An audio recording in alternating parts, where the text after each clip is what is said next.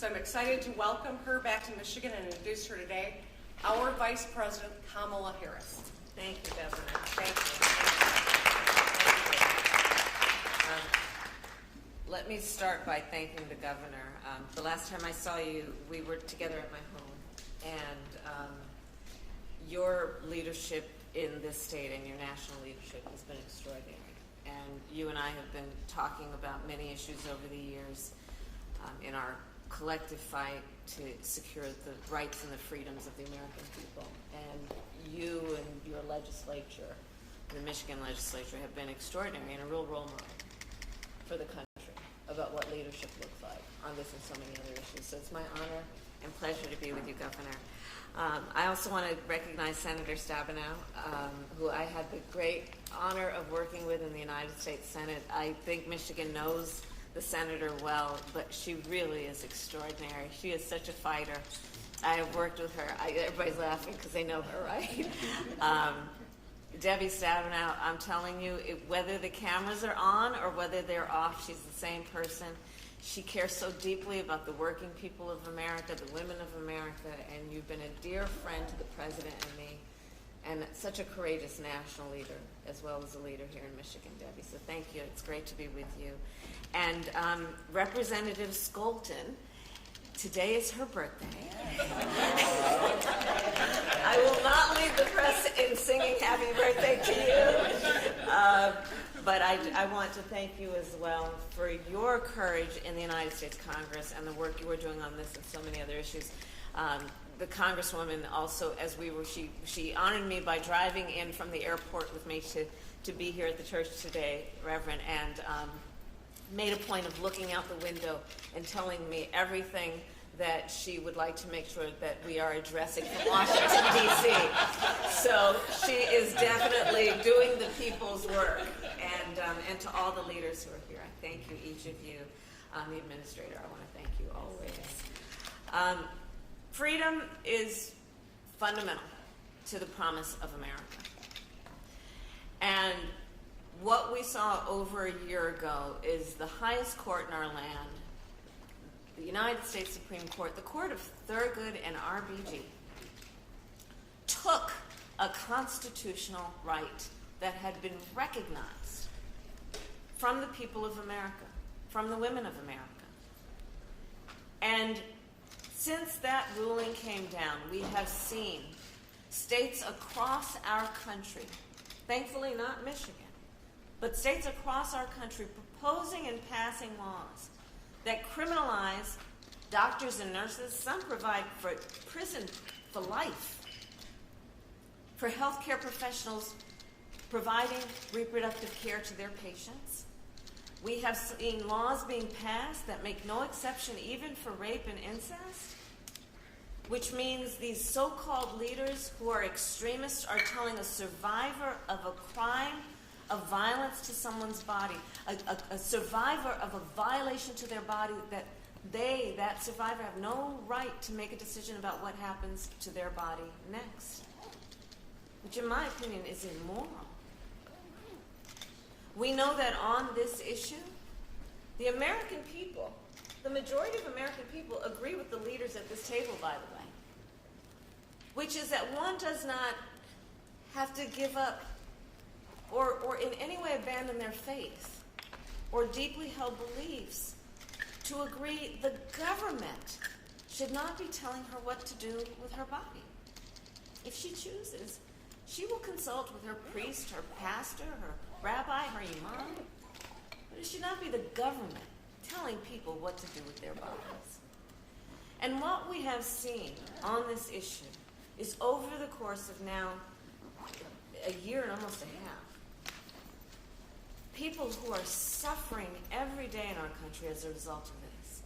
So not only is it about freedoms that have been taken and what that means in a country that prides itself on being a democracy that upholds and fights for freedoms and liberty, it means that in states across our country, people have been suffering.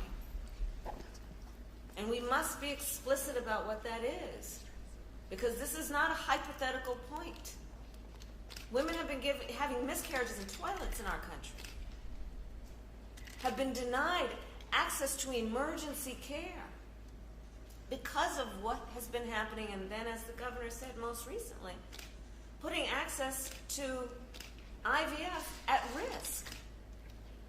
Think about that. Individuals, couples who want to start a family are now being deprived of access to what can help them start a family.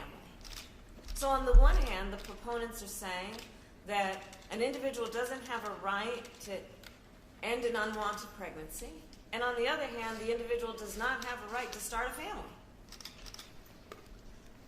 And the hypocrisy abounds on this issue when you also consider that in the top 10 states with maternal mortality, there are abortion bans. I have often challenged the folks in those states who propose to say that an abortion ban is in the best interest of women and children.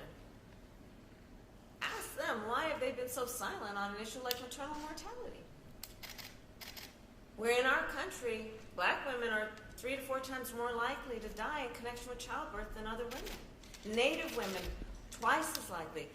Women in rural America, similarly, more likely. So this is an issue that is about fundamental freedoms and liberty. And it is an issue about harm, real harm that is happening to people every day in our country. And one must then ask, well, okay, how did this happen? And I would say, ask who's to blame. And I'll answer that question. When you look at the fact that the previous president of the United States was clear in his intention to hand-pick 3 Supreme Court justices who would overturn the protections of Roe v. Wade. And he did it. And that's what got us to this point today. And that same individual, the previous president of the United States, then openly talks about how he is proud of what has resulted. Proud of the fact that doctors and nurses can be jailed for giving reproductive care. Proud of the fact that women are being forced into situations where they could literally, their life is at stake in terms of having a miscarriage and not being able to have the medically required treatment. Proud of the fact that so many young women in America now have fewer rights than their mothers and grandmothers. So this is a very real issue, and I thank again the governor and the Michigan legislature for all you have done. But do understand, the people of Michigan cannot sit back and take comfort without also understanding that elections matter and that there is a full-on concerted effort to pass a national ban, which would mean the people of Michigan would not be as safe. And so let's understand the connection between all of these issues and the responsibility and the role that we each have to protect these fundamental freedoms and the people of America to be able to make decisions about their own lives and the future of their family. And with that, I want to thank everyone again, and I'm going to turn it over to Representative Skolton to moderate our discussion. Thank you so much, Madam Vice President.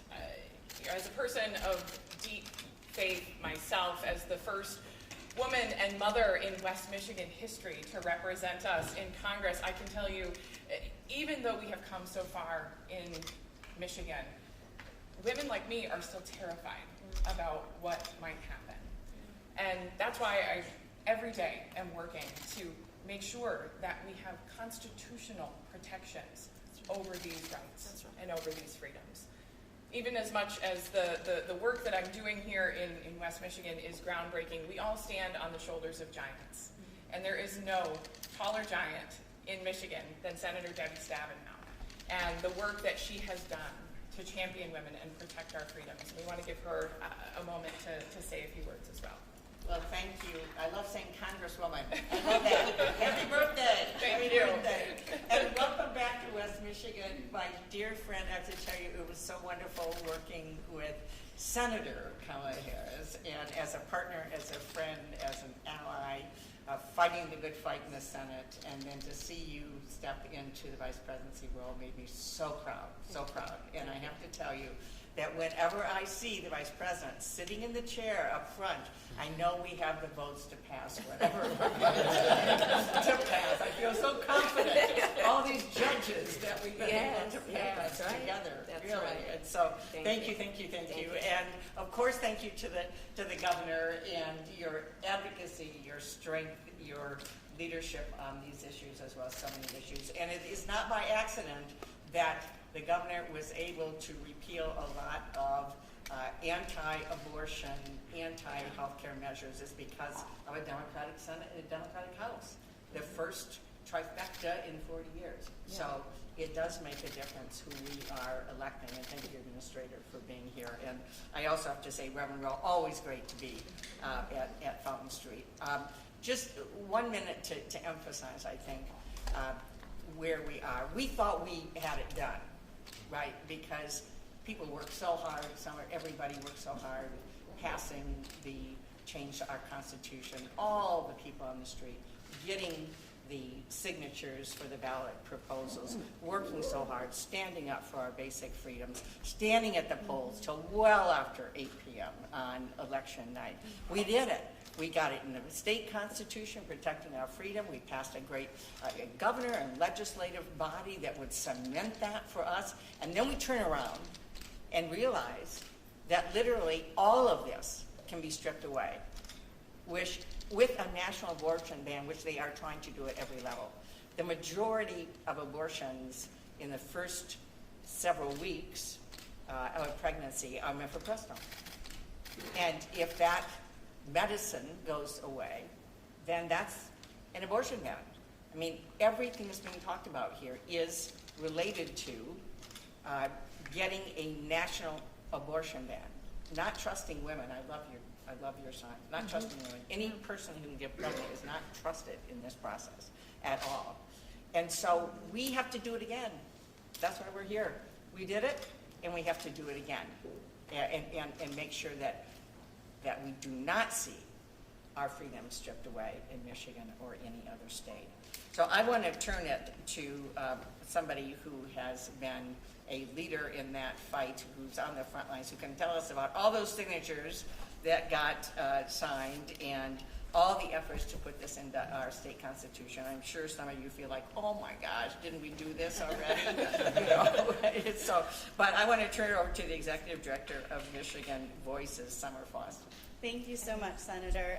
It is an honor to be here with all of you today. My name is Summer Foster. I'm the Executive Director of Michigan Voices. Michigan Voices is a progressive nonprofit organization that works to educate, engage, and activate and protect underrepresented and marginalized communities. In 2020, we became concerned that the Supreme Court was going to overturn Roe, and we knew that we needed folks to be aligned on the pathway forward. There were many pathways that we could take. We could do it through the legislature, we could do it through the judiciary, but we really felt like a constitutional amendment was the most durable way to protect our rights here in Michigan. And so we launched the Reproductive Freedom for All ballot initiative in Michigan in January of 2021. We had nearly 60 partner organizations engaged at the beginning of the ballot initiative from every part of our progressive movement. We purposely centered the voices of the people that would be most deeply impacted by the loss of care. And we were able to get the ballot initiative on the ballot and collect over 750,000 signatures in July of 2022. And when the leak happened, we had 30,000 people sign up to volunteer for our campaign. We had folks from every corner of the state reaching out to make sure that they could get petitions to sign them.